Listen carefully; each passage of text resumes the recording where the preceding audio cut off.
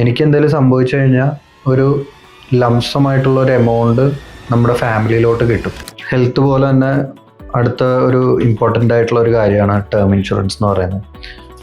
Health എന്ന് പറയുമ്പോൾ നമ്മുടെ എന്തെങ്കിലും നമുക്ക് ഹോസ്പിറ്റൽ എമർജൻസി അങ്ങനെയൊക്കെ വരുമ്പോൾ കവർ ചെയ്യാനാണ് ഹെൽത്ത് ഉപയോഗിക്കുന്നത്.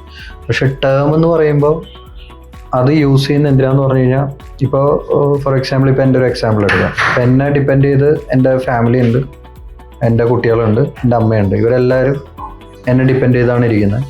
എനിക്ക് EMIs ഉണ്ട്, എല്ലാം ഉണ്ട്. സം പോയിന്റ് എനിക്ക് എന്തെങ്കിലും സംഭവിച്ചു കഴിഞ്ഞാൽ ഈ EMIസും വീടിൻ്റെ വാടകയും ഇതെല്ലാം വീട്ടിലെ ചിലവും എല്ലാം ഇതേപോലെ തന്നെ നിലനിൽക്കും. അപ്പം അങ്ങനെ വരുമ്പോൾ എനിക്ക് എന്തെങ്കിലും സംഭവിച്ചു കഴിഞ്ഞാൽ ഒരു ലംസമായിട്ടുള്ള ഒരു എമൗണ്ട് നമ്മുടെ ഫാമിലിയിലോട്ട് കിട്ടും.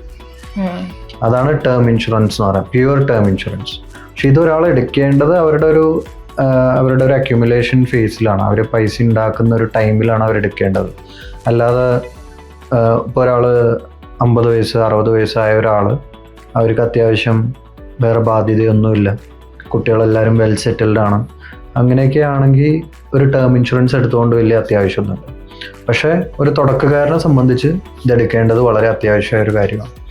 നമ്മൾ ഡിപ്പെൻഡ് ചെയ്ത് ആരെങ്കിലും ഉണ്ടെങ്കിൽ we should consider taking A term insurance.